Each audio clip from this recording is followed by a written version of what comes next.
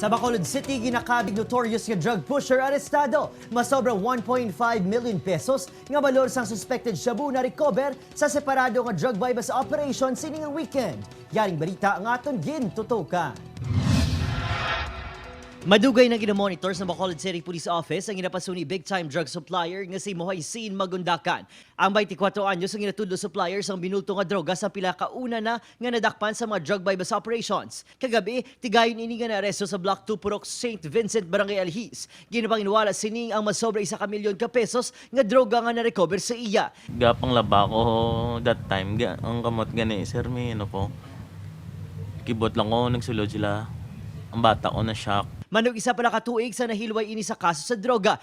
Suno sa BCPO, gikan pa sa Mindanao ang supply ni Magundakan. Asunod-sunod ang bypass operations sang City Drugs Enforcement Unit apisal sang 1-month leave sang tagpamuno nga si Lieutenant Colonel Jovi Espinido.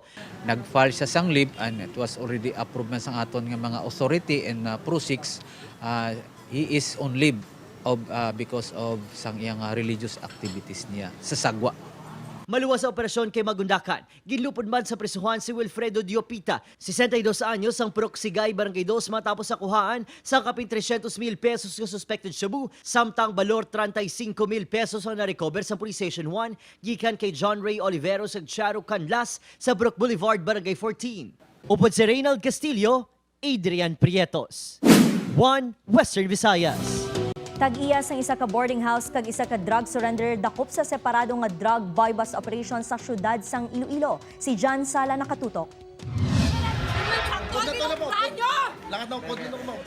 Yang intensyonadong sitwasyon sa isa ka boarding house sa Barangay San Pedro, Bolo, sang ginarestong mismo tag-iya sa boarding house si Raylan Mag-Usara, 30 anyos kagupod sini nga si Cornelio Portugues. Si Mag-Usarang nakapalagyo sa isa man ka bypass operation sang tinilikdan nga si Mana sa diin subject ang border sini. Surveillance sa area nga sari-sari ang tao nga lugar sulod sa iya nga balay kay may isa ta din nga nadakpan nga conspire ni sa pagbaligya sa iya nga illegal nga droga.